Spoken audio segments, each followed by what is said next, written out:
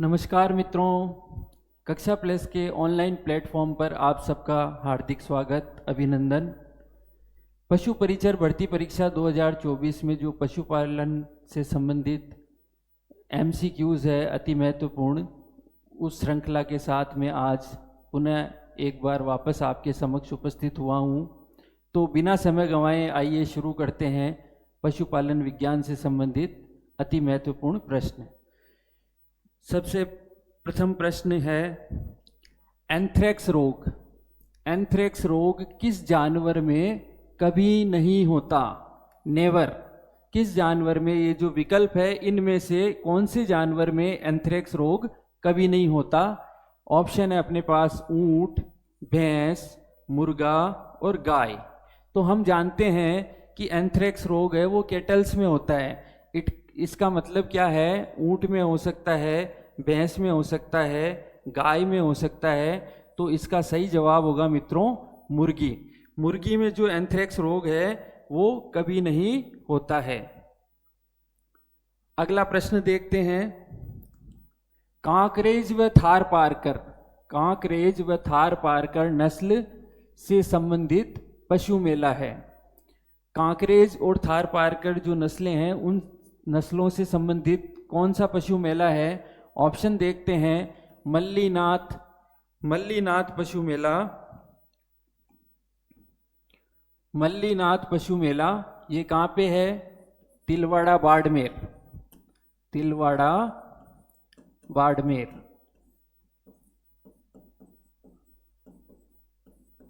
अगला ऑप्शन है बलदेव पशु मेला। ये कहाँ लगता है? मेड़ता सिटी नागौर। मेड़ता नागौर। और अगला ऑप्शन है गोमती सागर पशु मेला। ये लगता है मित्रों झालरा पाटन झालावाड़। झालरा पाटन झालावाड़। और पुष्कर मेला है, ये अजमेर जिले में लगता है। अजमेर में पुष्कर मेला आयोजित होता है। तो कांकरेज व थारपारकर नस्ल से संबंधित जो पशु मेला है वो है मल्लीनाथ पशु मेला। मल्लीनाथ पशु मेला तिलवाड़ा बाड़मेर में लगता है। ये लूणी नदी के किनारे लगता है। लूणी नदी है बाड़मेर में, उसके किनारे मल्लीनाथ पशु मेला लगता है। अगला प्रश्न देखते हैं, बधियाकरण।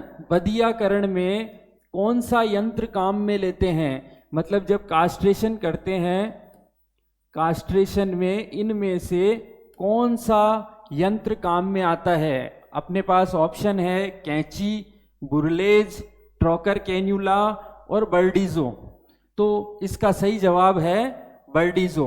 बर्डीजो का उपयोग हम कास्ट्रेशन में करते हैं। अगली स्लाइड में जैसे ये चित्र दिखा रखा है, इस प्रकार का उपकरण होता है बर्डीजो। इसका उपयोग हम बधियाकरण या कास्ट्रेशन में करते हैं।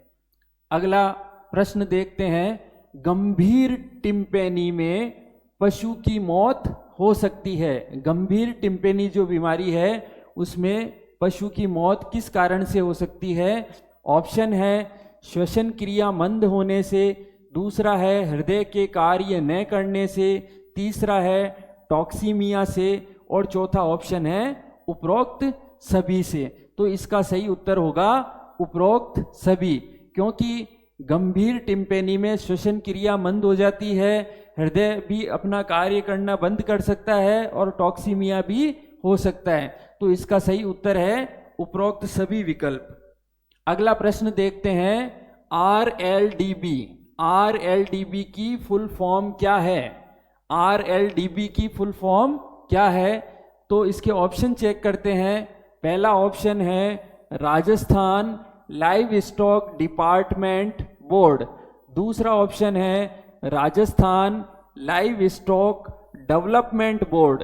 तीसरा ऑप्शन है Rajasthan live stock detail board. चौथा ऑप्शन है Rajputana live stock development board. तो मित्रों इसका सही जवाब है Rajasthan live stock development board, RLDB, Rajasthan live stock development board.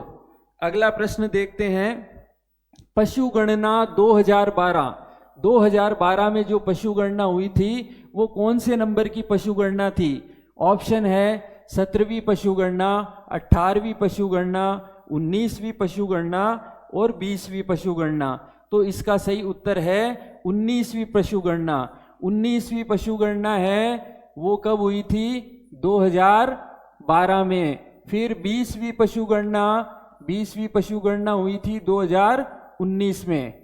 तो सबसे लेटेस्ट अभी तक यही है 20वीं पशु गणना, जो कि 2019 में हुई, और 2012 में 19वीं पशु गणना हुई थी। अगला प्रश्न देखते हैं, कोप्रोफेजिया। कोप्रोफेजिया से तात्पर्य है, कोप्रोफेजिया, कोप्रोफेजिया का क्या मीनिंग होता है? पशु द्वारा स्वयं का या अन्य पशु का गोबर खाना। दूसरा ऑप्शन है पशु द्वारा मृत पशुओं की अस्थियां चाटना व चबाना। तीसरा ऑप्शन है पशु द्वारा मिट्टी, पॉलीथीन, प्लास्टिक इत्यादि खाना। और चौथा ऑप्शन है मादा पशु द्वारा ब्याने के बाद नवजात बच्चों को खाना। तो मित्रों इसका सही उत्तर है पशु द्वारा स्वयं का या अन्य पशु का गोबर खाना, कोप्रोफेजिया। इसमें पशु है वो विष्ठा या मल का भक्षण करना शुरू कर देता है, चाहे वो अपना हो चाहे स्वयं का हो। कोप्रोफेजिक जो एनिमल है वो होता है खरगोश। अगला प्रश्न देखते हैं, भेड़ की कौन सी वर्ण संकरित नस्ल केंद्रीय भेड़ व अनुसंधान संस्थान अविकानगर टोंक द्वारा विकसित की गई है? मतलब इन नस्लों में से भेड़ की कौन सी हाइब्रिड नस्ल है जो अविकानगर टोंक द्वारा विकसित की गई है? ऑप्शन देखते हैं, जैसलमेरी, मारवाड़ी, अविवस्त्र और मेरिनो। तो इसका सही उत्तर है अविवस्त्र। अविवस्त्र नस्ल है वो अविकानगर टोंक द्वारा, अविकानगर में केंद्रीय भेड़ एवं अनुसंधान संस्थान है, उसके द्वारा ये इस नस्ल का विकास किया गया है। जैसे कि इसके नाम के आगे ही क्या आ रहा है? अवि आ रहा है, और अवि का मतलब होता है भेड़, अविका का मतलब क्या होता है? भेड़। अगला प्रश्न देखते हैं, सॉरी ये देखो अविविस्त्रा स्लाइड में दिखा रखा है, इस प्रकार की ये भेड़ है। तो अविकानगर टोंक द्वारा, केंद्रीय भेड़ अनुसंधान संस्थान अविकानगर टोंक द्वारा इसका विकास किया गया है। अगला प्रश्न देखते हैं, देश के किस राज्य में देश का पहला गो मंत्रिमंडल, गो कैबिनेट का गठन किया गया, जिसको अपन काऊ कैबिनेट भी बोलते हैं, काऊ कैबिनेट।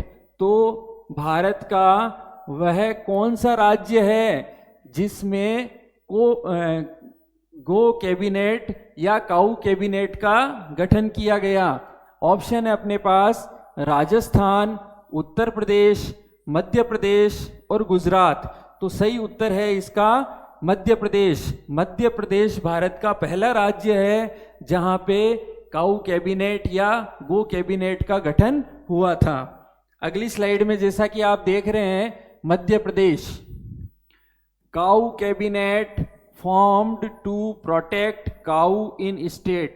राज्य में जो गायें हैं उनको प्रोटेक्ट करने के लिए, उनको संरक्षित रखने के लिए काऊ कैबिनेट का गठन किया गया मध्य प्रदेश में। अगला प्रश्न देखते हैं, मेंढक की संतान, मेंढक की संतान को कहते हैं? ऑप्शन है चूजा, टेडपोल, पिगलेट और पिल्ला। तो इसका सही उत्तर है टेडपोल। मेंढक की जो संतान है वो होती है टेडपोल। चूजा किसका होता है? मुर्गी का। और टेडपोल हो गया किसका? मेंढक का, फ्रॉग का। पिगलेट, पिगलेट होता है पिग या सुअर का, और पिल्ला होता है कुत्ते का। तो इसका सही जवाब क्या है? टेडपोल।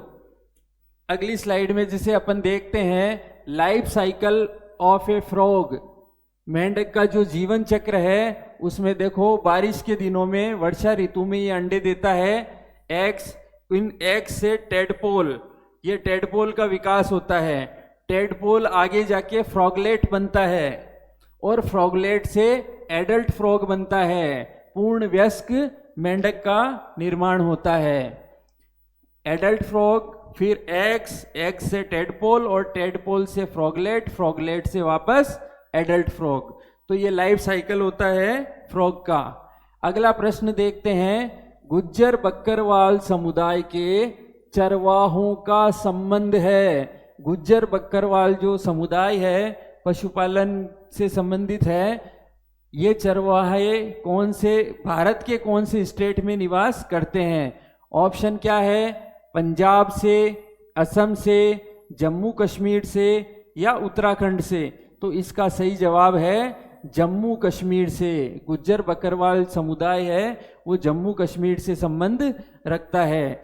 सर्दियों में जब मवेशियों के लिए खाने के लिए चारा नहीं होता है तो गुज्जर बकरवाल समुदाय है वो शिवालिक पहाड़ियों में माइग्रेट हो जाता है, शिवालिक पहाड़ियों में चला जाता है, शिवालिक पहाड़ियों में। तो ये चरवाहा समुदाय है जो कि जम्मू कश्मीर से संबंधित है। अगला प्रश्न देखते हैं, भेड़ में समागम की, एक्ट ऑफ मैटिंग, समागम को क्या कहा जाता है? भेड़ों के अंदर जो समागम की क्रिया होती है उसको क्या कहा जाता है? कवरिंग, कपलिंग, टपिंग और सर्विंग। 4 ऑप्शन है अपने पास, कवरिंग, कपलिंग, टपिंग और सर्विंग। तो इसका सही उत्तर है टपिंग। भेड़ों में जो मैटिंग की क्रिया होती है, एक्ट ऑफ मैटिंग होता है, समागम की जो क्रिया होती है उसको टपिंग कहते हैं। कपलिंग किस में होती है? सूअर में। कवरिंग होती है घोड़ों में। टपिंग हो गई भेड़ों में। और सर्विंग होती है गाय, भैंस, बकरी। इन तीनों में जो समागम की क्रिया है उसको हम कहते हैं सर्विंग। तो भेड़ों में समागम की जो क्रिया है उसको अपन क्या कहेंगे? टपिंग कहेंगे। अगला प्रश्न देखते हैं, किस प्रजाति में मूत्राशय, मूत्राशय अनुपस्थित होता है? मतलब यूरिनरी जो ब्लैडर होता है वो कौन सी प्रजाति में पाया ही नहीं जाता, अनुपस्थित होता है? ऑप्शन देखते हैं, खरगोश, मुर्गा, सूअर और घोड़ा। तो इसका सही उत्तर है मुर्गा। मुर्गे में मूत्राशय या यूरिनरी ब्लैडर नहीं पाया जाता है। अगला प्रश्न देखते हैं, प्रतापधन पोल्ट्री की प्रजाति का संबंध किससे है? प्रतापधन एक मुर्गी की नस्ल है। इस प्रकार की मुर्गी होती है जिसका नाम है प्रतापधन। तो प्रतापधन प्रजाति का विकास कहाँ हुआ? ये प्रश्न है। प्रतापगढ़ अलवर में, प्रतापगढ़ उत्तर प्रदेश में, प्रतापगढ़ राजस्थान में और महाराणा प्रताप कृषि विश्वविद्यालय उदयपुर में। तो इसका सही उत्तर है महाराणा प्रताप कृषि विश्वविद्यालय उदयपुर में प्रतापधन मुर्गी की नस्ल का संवर्धन किया गया। महाराणा प्रताप एग्रीकल्चर यूनिवर्सिटी उदयपुर में। अगला प्रश्न देखते हैं, कराकुल, कराकुल प्रजाति है, कराकुल किसकी प्रजाति है? बकरी की, भेड़ की, गाय की या भैंस की? तो इसका सही उत्तर है भेड़ की प्रजाति होती है कराकुल। जैसे कि चित्र में दिख रखा है, ये कराकुल प्रजाति की भेड़ है। कौन सी प्रजाति की? कराकुल प्रजाति की भेड़ होती है इस प्रकार की। अगला प्रश्न देखते हैं, कुत्ते और बिल्ली के मस्तिष्क में कपाल तंत्रिकाओं की कितनी जोड़ी होती है या निकलती है? कुत्ते और बिल्ली के मस्तिष्क में कपाल तंत्रिकाएं, क्रेनियल नर्व्स कितने जोड़ी होती है? ऑप्शन है 24, 36, 12 और 18। तो इसका सही उत्तर है 12 जोड़ी कपाल तंत्रिकाएं, 12 जोड़ी कपाल तंत्रिकाएं। कपाल तंत्रिकाएं। बच्चों मैमल्स जितने भी है, स्तनपायी जितने भी है, उन सब में 12 जोड़ी ही पाई जाती है, मनुष्य भी इसमें शामिल है। अगला प्रश्न देखते हैं, भेड़ को कृमि के प्रकोप से बचाने के लिए क्या उपयोग किया जाता है? भेड़ को कृमि के प्रकोप से बचाने के लिए उपयोग किया जाता क्या है? ऑप्शन है कपूर, आयोडीन, एल्कोहल और नीला थोथा। तो इसका सही उत्तर होगा नीला थोथा, copper sulphate, CuSO4, copper sulphate. Copper sulphate को ही हम नीला थोथा कहते हैं। तो भेड़ को कृमि के प्रकोप से बचाने के लिए इसका उपयोग किया जाता है। किया गया है नहीं होगा यहाँ पे, यहाँ होगा किया जाता है। अगला प्रश्न देखते हैं अपन, नेपियर घास। नेपियर घास की 2 पंक्तियों के मध्य दूरी होनी चाहिए। नेपियर घास होती है, उसकी जो 2 पंक्तियां होती है, उन दोनों पंक्तियों के बीच की डिस्टेंस कितनी होनी चाहिए? ऑप्शन है अपने पास 2 मीटर, 1.5 मीटर, 1 मीटर और 0.50 मीटर, इसका मतलब आधा मीटर। तो इसका सही उत्तर होगा मित्रों 1 मीटर। 1 मीटर, या ऑप्शन में अगर 3 फीट भी लिखा हो तो वो भी सही है, 1 मीटर या 3 फीट। तो नेपियर घास की 2 पंक्तियों के बीच में 3 फीट या 1 मीटर की दूरी होनी चाहिए। जैसा कि आगे स्लाइड में आपको दिखाया गया है, ये नेपियर घास होती है। इनकी जो 2 पंक्तियां होती है, उनके बीच में जो डिस्टेंस होनी चाहिए वो होनी चाहिए 1 मीटर की। 1 मीटर की डिस्टेंस होनी चाहिए। अगला प्रश्न देखते हैं, भारत के किस राज्य में ऊंटों की संख्या सर्वाधिक है? सबसे ज्यादा ऊंट भारत के कौन से राज्य में पाए जाते हैं? ऑप्शन है गुजरात, असम, पंजाब और राजस्थान। तो इसका सही उत्तर है मित्रों राजस्थान। राजस्थान में सबसे ज्यादा क्या पाए जाते हैं? ऊंट। ऊंट सबसे ज्यादा राजस्थान में पाए जाते हैं। Vermi composting. वर्मी कंपोस्टिंग के लिए आवश्यक अधिकतम तापमान होना चाहिए। वर्मी कंपोस्टिंग के लिए आवश्यक अधिकतम तापमान कितना होना चाहिए? ऑप्शन है, पहली बात तो वर्मी कंपोस्टिंग कहते किसे हैं? केंचुए से बनी खाद, केंचुए वाली खाद, केंचुए से बनी खाद। वनस्पति के सड़े गले अंश को जब अपन एक कंपोस्ट पिट बना के उसमें डाल देते हैं और केंचुए उसमें छोड़ देते हैं, तो 15-20 दिन बाद वो वर्मी कंपोस्ट बन जाती है। तो वर्मी कंपोस्टिंग का मतलब है केंचुए से बनी खाद। तो वर्मी कंपोस्टिंग के लिए आवश्यक अधिकतम तापमान कितना होना चाहिए?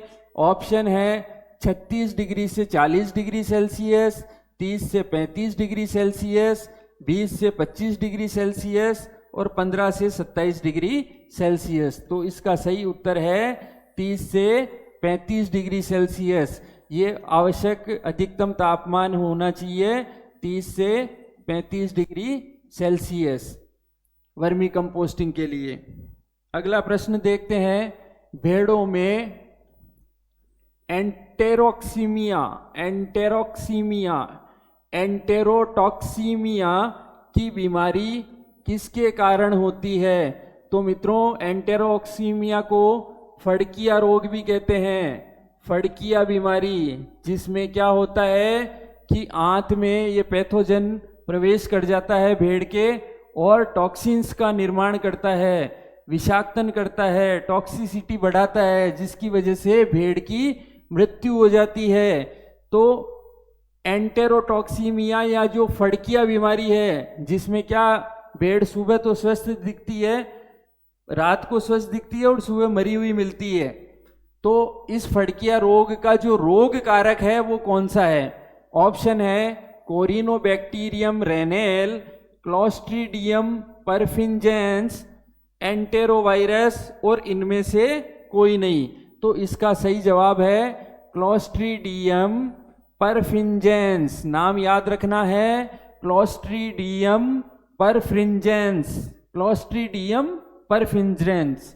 तो ये फड़किया जो रोग है इसको एंटेरोटॉक्सीमिया भी कहते हैं। अगला प्रश्न देखते हैं, किस कुक्कुट नस्ल को कालामासी के नाम से भी जाना जाता है? कालामासी के नाम से किस कुक्कुट नस्ल को जानते हैं? ऑप्शन है असील, बुसरा, कड़कनाथ और काला हस्ती। तो इसका सही जवाब है कड़कनाथ। कड़कनाथ नस्ल का जो मुर्गा होता है उसका मांस काला और स्वादिष्ट होता है, तो इसको अपन काला मासी भी बोलते हैं, काला मासी। कड़कनाथ, कैसे कै को याद रखना है अपने को। अगला प्रश्न देखते हैं, इस प्रकार का होता है, देखो काले रंग का होता है और इसका मांस है वो काला होता है और स्वादिष्ट होता है। इस नस्ल का नाम क्या है? कड़कनाथ। कड़कनाथ। अगला प्रश्न, साइलेज। साइलेज क्या है? साइलेज क्या है? ऑप्शन है एक रोग का नाम, हरे पौधों के किण्वन से बना परिरक्षित चारा, मुर्गी की एक नस्ल और घोड़े की एक प्रजाति। चारों ऑप्शन पढ़ लिए अपन ने, तो इसका सही ऑप्शन है हरे पौधों के किण्वन से बना परिरक्षित चारा। इसको हम क्या कहेंगे? साइलेज कहते हैं। और इसको साइलों में तैयार किया जाता है। साइलों में साइलेज तैयार होता है जो कि हरे पौधों के किण्वन से बना हुआ परिरक्षित चारा है। जैसे कि अगली स्लाइड में आपको दिख रहा है, यह होता है साइलेज। ये है साइलेज। ये बहुत ही पोषक हरा चारा होता है, बहुत ही पोषक तत्व इसमें होते हैं।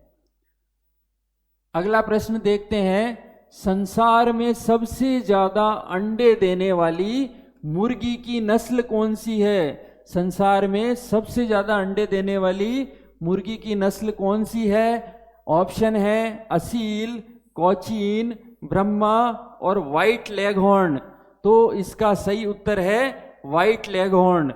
बिल्कुल सफेद रंग की होती है इस प्रकार की मुर्गियां, ये सर्वाधिक अंडे देने वाली नस्ल है, व्हाइट लेगहॉर्न। और भारत में जो सर्वाधिक अंडे देने वाली नस्ल है वो है ब्रह्मा। और असील जो नस्ल होती है उसका उपयोग अपन लड़ाई में, मुर्गियों की जब लड़ाई करवाते हैं तो उसमें असील नस्ल की मुर्गी की लड़ाई होती है। तो प्रश्न क्या है? भारत में सबसे ज्यादा अंडे देने वाली नस्ल हो गई, संसार में सबसे ज्यादा अंडे देने वाली नस्ल हो गई व्हाइट लेगहॉर्न। भारत के संदर्भ में पूछा जाए तो ब्रह्मा है, और लड़ाई में काम आने वाली नस्ल है असील। अगला प्रश्न देखते हैं, गायों में गलघोंटू। गायों में गलघोंटू का टीकाकरण कौन से महीने में किया जाता है? गायों में जो गलघोंटू रोग होता है उसका वैक्सीनेशन हम कौन से महीने में करते हैं? ऑप्शन है मई जून, नवंबर दिसंबर, जनवरी फरवरी और मार्च अप्रैल। तो इसका सही उत्तर है मई जून में। मई जून में चूंकि वर्षा ऋतु होती है और वर्षा ऋतु में ये जो गलघोंटू बीमारी है इसका प्रकोप बढ़ जाता है, तो हमें वैक्सीनेशन मई जून में इसका टीकाकरण हम करते हैं। गलघोंटू बीमारी में पशु के गले से घर घर की आवाज आती है, गलघोंटू बीमारी। तो इसका मई जून में हम वर्षा ऋतु में इसका वैक्सीनेशन करते हैं। अगला प्रश्न, रट या मास्ट। रट या मास्ट अवस्था किस पशु में देखने को मिलती है? रट या मास्ट अवस्था किस पशु में देखने को मिलती है? ऑप्शन है गाय, बकरी, भैंस और ऊंट। तो इसका सही जवाब है ऊंट। अगर ऑप्शन में हिरण होता तो इसका हिरण भी सही जवाब है। ऊंट और हिरण जैसे पशुओं में रट या मास्ट अवस्था होती है। इस अवस्था में इनमें टेस्टोस्टेरोन का जो लेवल होता है वो बढ़ जाता है। अगला प्रश्न देखते हैं, दूध में स्ट्रिप कप टेस्ट द्वारा किस बीमारी का पता लगाया जाता है? दूध में जो स्ट्रिप कप टेस्ट है, स्ट्रिप कप टेस्ट, उससे कौन सी बीमारी का पता लगाते हैं? इस प्रकार का कप होता है, स्ट्रिप कप टेस्ट बोलते हैं। तो कौन सी बीमारी का हम पता लगा सकते हैं इससे? ऑप्शन है क्षय रोग, अगला है मैस्टाइटिस जिसको हम कहते हैं थनैला रोग, थनैला रोग, अगला है एंथ्रेक्स और फिर है ब्रुसेलोसिस। तो इसका सही जवाब है मैस्टाइटिस या थनैला रोग में अपन कौन सा टेस्ट करते हैं? Strip cup test. इस प्रकार का कप होता है जो कि मैस्टाइटिस या थनैला रोग में टेस्टिंग के लिए काम में लिया जाता है। अगला देखते हैं, मेमने में पूंछ को हटाने को कहा जाता है। जो भेड़ का मेमना होता है, लैम्ब, उसमें पूंछ को हटाने को या पूंछ काट देने की प्रक्रिया को क्या कहते हैं? ऑप्शन है डिटेचिंग, डिटेलिंग, नॉकिंग और डॉकिंग। तो इसका सही जवाब है डॉकिंग। इस प्रकार मेमने में पूंछ को यहाँ से हटा देते हैं, इसको हम कहते हैं डॉकिंग। अगला प्रश्न देखते हैं, हीफर, हीफर किसे कहा जाता है? हीफर किसे कहा जाता है? तो इसके ऑप्शन देखते हैं, वयस्क मवेशी, नर युवा बैल, तीसरा ऑप्शन है पहले प्रसव से पहले युवा मादा मवेशी, और इनमें से कोई नहीं। तो इसका सही उत्तर है पहले प्रसव से पहले युवा मादा मवेशी को क्या कहते हैं? हीफर कहते हैं। चाहे वो गाय हो चाहे भैंस हो। तो पहले प्रसव से, फर्स्ट डिलीवरी से पहले जो युवा मादा मवेशी है उसको हीफर कहा जाता है। अगला प्रश्न देखते हैं, एक वयस्क पूर्ण मुंह वाले, एक वयस्क पूर्ण मुंह वाले ऊंट, फुल माउथ कंडीशन वाला जो ऊंट होता है, मतलब उसके मुंह में स्थायी दांत प्रॉपर पूरे आ चुके हैं। तो वयस्क पूर्ण मुंह वाले ऊंट में दांतों की कुल संख्या होती है, कितने दांत होते हैं उसमें? तो हम जानते हैं कि जो डेंटल फॉर्मूला है इसका, डेंटल फॉर्मूला ऑफ कैमल, ऊंट का जो डेंटल फॉर्मूला है वो होता है 2123/4113। ये ऊपरी जबड़ा हो गया, ये निचला जबड़ा हो गया, ये इंसाइजर हो गए 2/4, फिर कैनाइन 1/1, फिर प्री मोलर है 2/1 और 3/3 ये मोलर होते हैं। तो अब इसमें देखते हैं मित्रों, इसकी टोटल करते हैं, 2 1 3 2 5 और 3 8, और यहाँ पे 4 1 5 1 6 और 3 9। इसको 2 से गुणा कर देते हैं ऊपर नीचे, तो 8 दूनी 16 दांत तो ऊपरी जबड़े में होते हैं और 9 दूनी 18 दांत निचले जबड़े में होते हैं। अगर इनका योग किया जाए, 16 और 18 का योग, तो वो आएगा 34। तो इसका सही उत्तर क्या होगा? 34 दांत होते हैं। एक फुल माउथ कंडीशन वाले ऊंट में, पूर्ण मुंह वाले ऊंट में, इसका मतलब उसके स्थायी दांत आ चुके हैं। तो उसमें कुल कितने दांत होंगे? 34 दांत होते हैं। अगला प्रश्न देखते हैं, bull nose ring, bull nose ring का प्रयोग सामान्यतः सर्वप्रथम किस उम्र में करते हैं? बुल में ऐसे नोज रिंग पहनाई जाती है, जो नॉस्ट्रिल होते हैं, नथुने होते हैं, इनके बीच में जो नेजल सेप्टम होता है, नेजल सेप्टम, उसको पंक्चर करके ऐसे ये नोज रिंग पहनाई जाती है यहाँ पे। इसको हम क्या बोलते हैं? Bull nose ring. तो सबसे पहले कौन सी उम्र में इसको पहनाई जाती है। सबसे पहले कौन सी उम्र में हम इसको पहनाते हैं? तो ये इसके ऑप्शन देखते हैं, 6 माह, 26 माह, 2 माह और 28 माह। तो इसका सही उत्तर है 6 माह।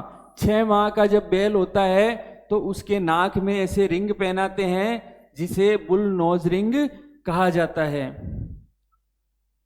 अगला प्रश्न देखते हैं, रोमंथी पशु में किण्वन की प्रक्रिया में पैदा होने वाली अत्यधिक गैसों के कारण रुमेन में होने वाले असामान्य फैलाव को क्या कहा जाता है?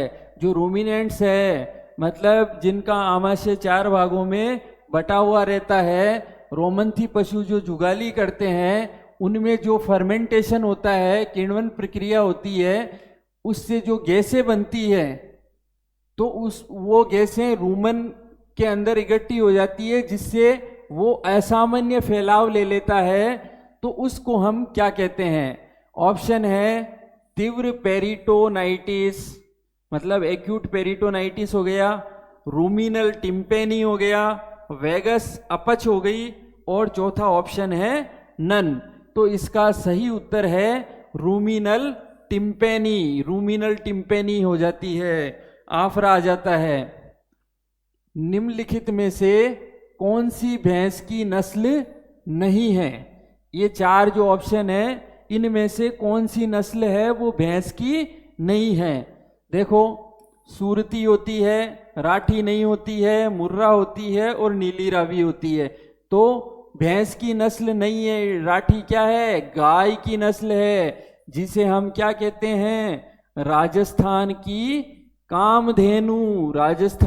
कामधेनु कहलाती है राठी नस्ल की गाय। तो निम्न में से कौन सी भैंस की नस्ल नहीं है? तो भैंस की नस्ल कौन सी नहीं है? राठी, क्योंकि ये गाय की नस्ल है, और राठी को हम राजस्थान की कामधेनु कहते हैं। अगला प्रश्न देखते हैं, निम्न में से किसका चमड़ा विश्व में सबसे ज्यादा महंगा है? कौन से जानवर का जो लेदर होता है, चमड़ा है, वो सबसे ज्यादा महंगा है? ऑप्शन है भैंस, हिरण, कंगारू और मगरमच्छ। तो इसमें सही उत्तर है मगरमच्छ। मगरमच्छ का जो चमड़ा होता है वो विश्व में सबसे महंगा चमड़ा है। अगला प्रश्न देखते हैं, टिम्पेनाइटिस या आफरा एक रोग है। किस प्रकार का रोग है? देखो, आफरे में क्या होता है, पशु का ऐसे पेट फूल जाता है, रूमन में गैस इकट्ठी हो जाती है और पशु का पेट फूल जाता है। तो टिम्पेनाइटिस या आफरा किस प्रकार का रोग है? विषाणु जनित, मतलब वायरस बोर्न है, या आहार जनित है, या जीवाणु जनित है, या फफूंद जनित है? तो इसका सही उत्तर है आहार जनित रोग है। पशुओं को ज्यादा मात्रा में हरा चारा देने के कारण उनमें आफरा आ सकता है। तो ये एक आहार जनित रोग है, टिम्पेनाइटिस। अगला प्रश्न देखते हैं, तेज दौड़ने वाले बैल होते हैं। ऑप्शन है नागौरी नस्ल के, जर्सी नस्ल के, साहिवाल नस्ल के और गिर नस्ल के। तो इसका सही उत्तर है नागौरी नस्ल के। नागौरी नस्ल के जो बैल होते हैं वो बहुत तेज दौड़ते हैं। अगला प्रश्न देखते हैं, सर्वप्रथम नवजात बछड़ियों को पिलाना चाहिए। जो नवजात बछड़े या बछड़ी है उनको सबसे पहले क्या पिलाना चाहिए? पानी पिलाना चाहिए, दूध पिलाना चाहिए, या ग्लूकोज का घोल पिलाना चाहिए, या खीस पिलाना चाहिए? तो इसका सही उत्तर है खीस, कोलोस्ट्रम।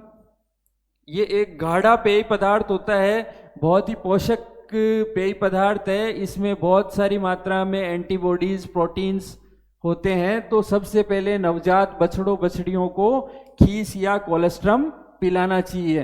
प्रसव के बाद में जो प्रथम गाढ़ा दूध आता है उसको हम क्या कहते हैं? खीस कहते हैं।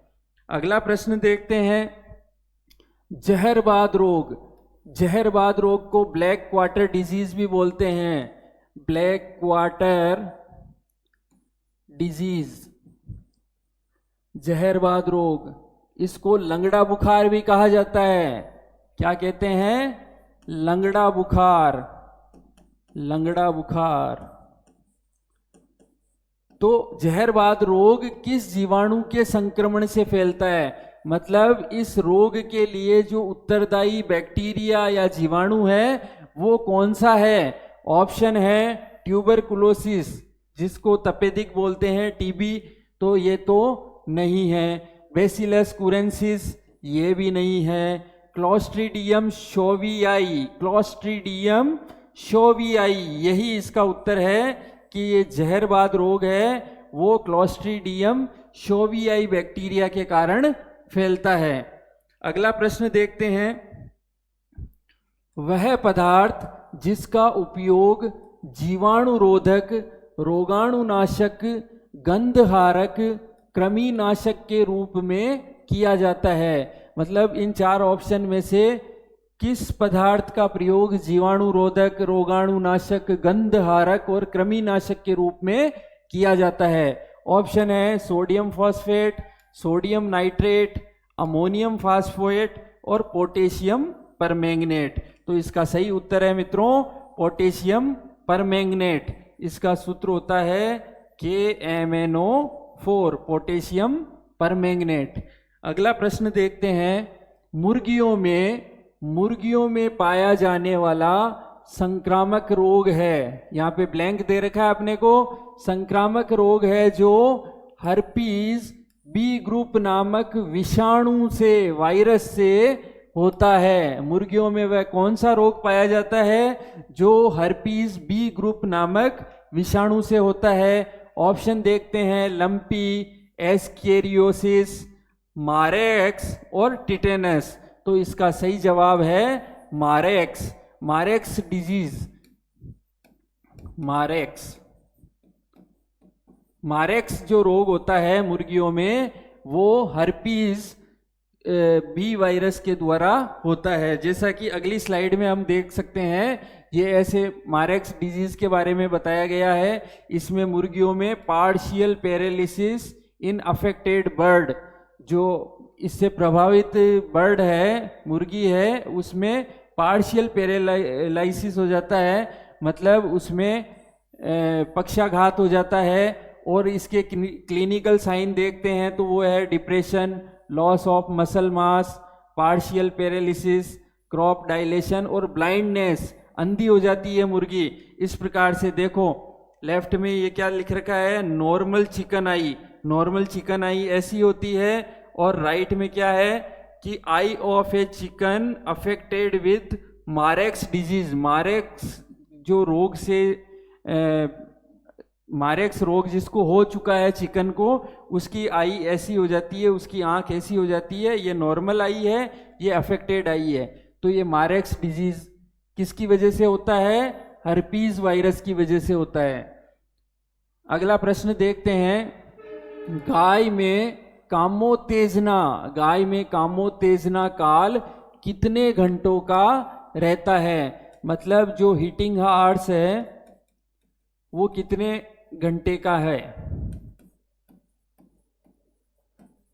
हीटिंग पीरियड या हीटिंग आवर्स है वो कितने घंटे का होता है?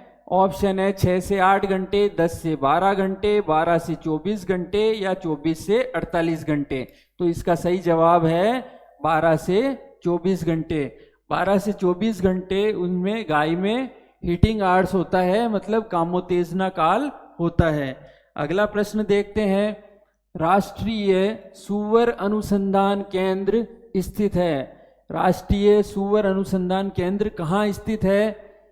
जैसा कि स्लाइड में आपको दिख रहा है, national research centre on pig, राष्ट्रीय सूअर अनुसंधान केंद्र। तो इसके ऑप्शन है गुवाहाटी, श्रीनगर, भोपाल और जयपुर। तो इसका सही जवाब है गुवाहाटी, आसाम। गुवाहाटी आसाम में है वो राष्ट्रीय सूअर अनुसंधान केंद्र स्थित है। अगला प्रश्न देखते हैं। प्रभावित और संदिग्ध पशु को अलग करने की प्रक्रिया कहलाती है। प्रभावित और संदिग्ध पशु को अलग करने की प्रक्रिया को हम क्या कहते हैं? चयन या सिलेक्शन, संगरोध, कीटाणुनाशन या एकांत? तो इसका सही उत्तर होगा एकांत, आइसोलेशन। आइसोलेट कर देते हैं, पशु को एकांत में रखते हैं। तो प्रभावित और संदिग्ध पशु को अलग करने की प्रक्रिया को हम एकांत या आइसोलेशन कहते हैं। अगला प्रश्न देखते हैं, भेड़ के ऊन उतारने की क्रिया को क्या कहते हैं? भेड़ में जो ऊन को उतारते हैं उस क्रिया को हम क्या कहते हैं? ऑप्शन है शीयरिंग, रिंगिंग, लैम्बिंग और टपिंग। तो इसका सही उत्तर है शीयरिंग। शीयरिंग भेड़ में ऊन को उतारने की क्रिया है। जो सेकंड ऑप्शन है रिंगिंग, वो नर भेड़ में शीशन के आसपास जो ऊन है उसको हटाने की प्रक्रिया होती है, रिंगिंग। लैम्बिंग है वो भेड़ों में प्रसव की क्रिया होती है, और टपिंग है वो भेड़ों में समागम की क्रिया होती है। तो भेड़ में ऊन उतारने की क्रिया को हम क्या कहेंगे? शीयरिंग कहते हैं। जैसा कि अगली स्लाइड में आपको दिख रहा होगा, भेड़ की ऊन उतारते हैं तो ये शीयरिंग है, शीयरिंग, शीयरिंग बोलते हैं इसको, है ना। अगला प्रश्न देखते हैं, भेड़ की कृमि के भेड़ को कृमि के प्रकोप से बचाने के लिए उपयोग किया जाता है। भेड़ को कृमि के प्रकोप से बचाने के लिए उपयोग किया जाता है। ऑप्शन है नीला थोता, एल्कोहल, कपूर, और चौथा ऑप्शन है अरंडी का तेल। तो इसका सही उत्तर है नीला थोता, कॉपर सल्फेट, CuSO4। ये कृमि से बचाने के लिए प्रयोग किया जाता है। अगला देखते हैं, दूध में स्टार्च की मात्रा ज्ञात करने के लिए कौन सा परीक्षण करते हैं? कौन सा टेस्ट किया जाता है दूध में स्टार्च की मात्रा ज्ञात करने के लिए? ऑप्शन है यूरिया परीक्षण, नाइट्रेट परीक्षण, आयोडीन परीक्षण और जल परीक्षण। तो इसका सही उत्तर है आयोडीन परीक्षण। आयोडीन टेस्ट करते हैं, आयोडीन टेस्ट। किस लिए? स्टार्च की मात्रा ज्ञात करने के लिए। दूध में कितनी स्टार्च है उसके लिए आयोडीन परीक्षण किया जाता है। अगला देखते हैं, सेवड़िया पशु मेला स्थित है। सेवड़िया पशु मेला कहाँ स्थित है? करौली, रानीवाड़ा, डीडवाना, कुचामन और नागौर। तो इसका सही उत्तर है रानीवाड़ा, जालोर। रानीवाड़ा कहाँ है? जालोर में। तो जो सेवड़िया पशु मेला है वो रानीवाड़ा, जालोर में लगता है। अगला प्रश्न देखते हैं, चूजों को अंडे से निकलने के बाद निश्चित तापमान पर रखना क्या कहलाता है? जब चूजे अंडे से निकल जाते हैं, मतलब हैचिंग हो जाती है एग में और चूजे बाहर निकलते हैं, तो उनको एक निश्चित तापमान पर रखा जाता है। इस प्रक्रिया को हम क्या कहते हैं? ऑप्शन है ब्रूडिंग, ग्रोवरिंग, रियरिंग और टैगिंग। तो इसका सही उत्तर है ब्रूडिंग। ब्रूडिंग बोलते हैं इसको। जैसा कि आप चित्र में देख रहे हैं, ये चूजे हैं, उनको एक फिक्स तापमान पे रखा जाता है ताकि इनकी अच्छी से ग्रोथ हो। तो इस प्रक्रिया को हम ब्रूडिंग कहते हैं। अगला प्रश्न देखते हैं, गधा व घोड़ी के संकरण से उत्पन्न प्रजाति है। गधा व घोड़ी के संकरण से उत्पन्न प्रजाति को हम क्या कहते हैं? हिन्नी, कामा, केटलो और खच्चर। ऑप्शन है अपने पास हिन्नी, कामा, केटलो और खच्चर। तो इसका सही उत्तर है खच्चर। इसको अपन म्यूल कहते हैं। खच्चर किससे पैदा होता है? गधा व घोड़ी के संकरण से, घोड़ी से, है ना। इससे खच्चर हो गया। हिन्नी है वो होता है घोड़ा एवं गधी के संकरण से, इससे हिन्नी पैदा होता है। कामा है वो camel, camel plus llama, camel plus llama, तो कैमल का CA ले लिया और लामा का MA ले लिया, तो इससे बन गया कामा। तो कामा है वो कैमल मतलब ऊंट और लामा के संकरण से बनता है। और कैटलो किससे बनता है? गाय व भैंसे, गाय व भैंसे के संकरण से कैटलो बनता है। तो इस प्रकार प्रश्न क्या है? गधा व घोड़ी के संकरण से, तो उसका उत्तर होगा खच्चर। हिन्नी किससे बनता है? घोड़ा व गधी के संकरण से हिन्नी बनता है, कामा बनता है। कैमल प्लस लामा, तो कामा बन गया। कैमल मतलब ऊंट हो गया और लामा हो गया। कैटलो बनता है गाय व भैंसे के संकरण से। खच्चर बनता है गधा व घोड़ी से। अगला प्रश्न देखते हैं। इस प्रकार का होता है खच्चर, इसको म्यूल बोलते हैं, म्यूल। अगला प्रश्न है, दो ब्यांत के बीच की अवस्था को कहते हैं। मतलब 2 बार जब डिलीवरी होती है, पहली डिलीवरी और दूसरी डिलीवरी के बीच की जो अवस्था है उसको हम क्या कहते हैं? ऑप्शन है service period, inter calving period, calving और सुखाना। तो ब्यांत की जो स्टेज है वो काविंग होती है, तो इसका सही उत्तर हो जाएगा inter calving period. Inter calving period या 2 ब्यांत के बीच की अवस्था को इंटर काविंग पीरियड कहते हैं। ये 16 से 17 माह की होती है, 16 से 17 माह। मित्रों, इसी प्रकार के परीक्षा उपयोगी प्रश्नों के लिए जुड़े रहिए कक्षा प्लस से। कक्षा प्लस को आप लाइक करें, सब्सक्राइब करें